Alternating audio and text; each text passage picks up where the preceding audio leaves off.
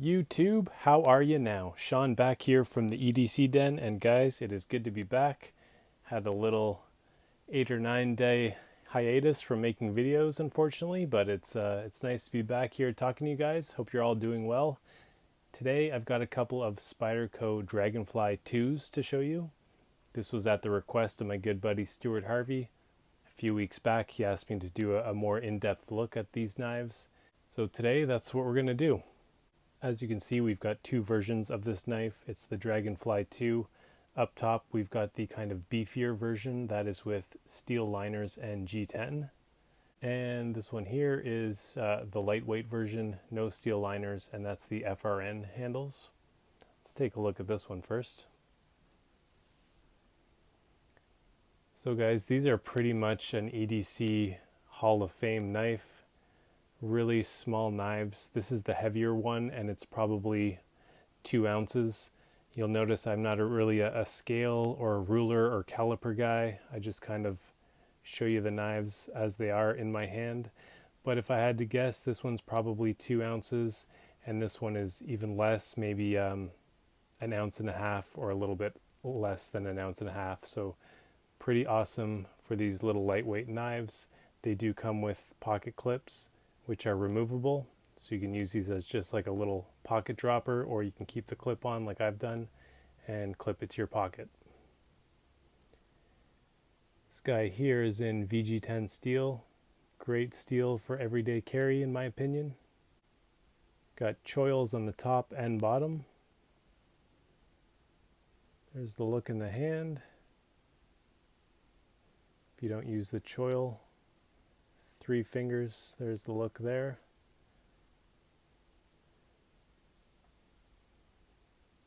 Nice thin flat ground blades on these.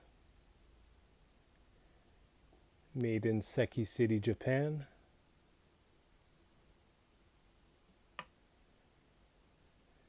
And this one has the ZDP 189 steel.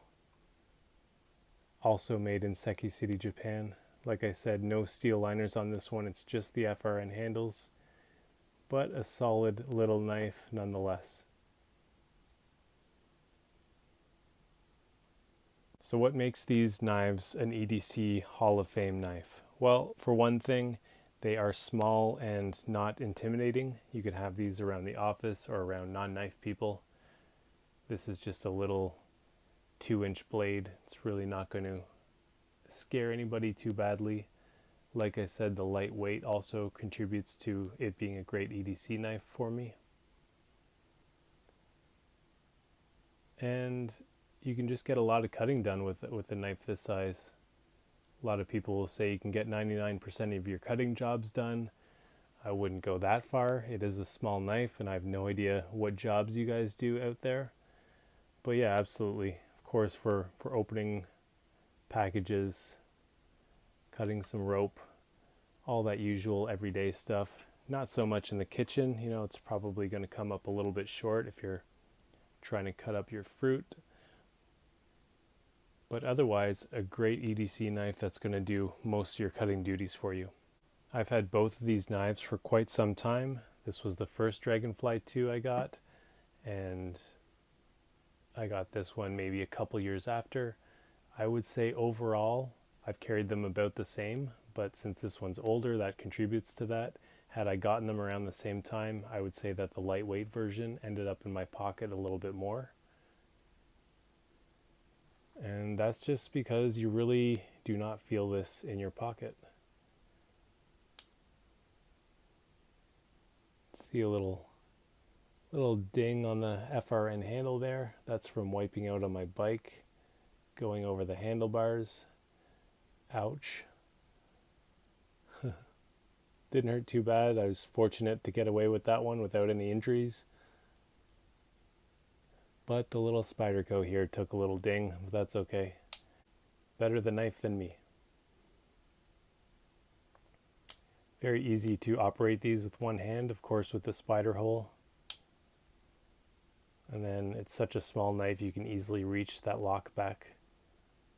Engage that, drop the blade, and then tuck it in. So yeah, very easy just to slide out of your pocket that it's clipped to and open it up with one hand. When you made your cut, put the blade away and it goes back in your pocket. Here's a look at the steel liners for the G10 version. And they are milled out a little bit. It's hard to see that. Look at the nice G10. It's not super aggressive, just a nice in-between aggressiveness. Nice fit and finish there. A little bit of spacing as you come up to the pivot area. This back area is nice and seamless.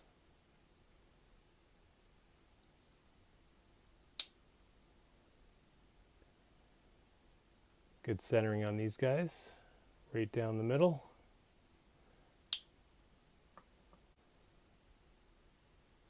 Same for this one.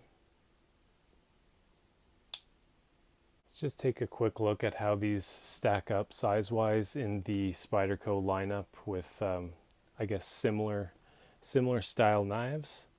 Okay, so here we go. This is the Dragonfly 2 here that I was just showing you, of course. This is the Spyderco Man Bug, the Spyderco Delica, and the Spyderco Endura. So these are all FRN versions of these knives, and they just kind of work their way up in size, and you as the consumer can choose an appropriate size. They all come with pocket clips with the exception of this one. No clip is included. Still a locking knife, but just with no pocket clip.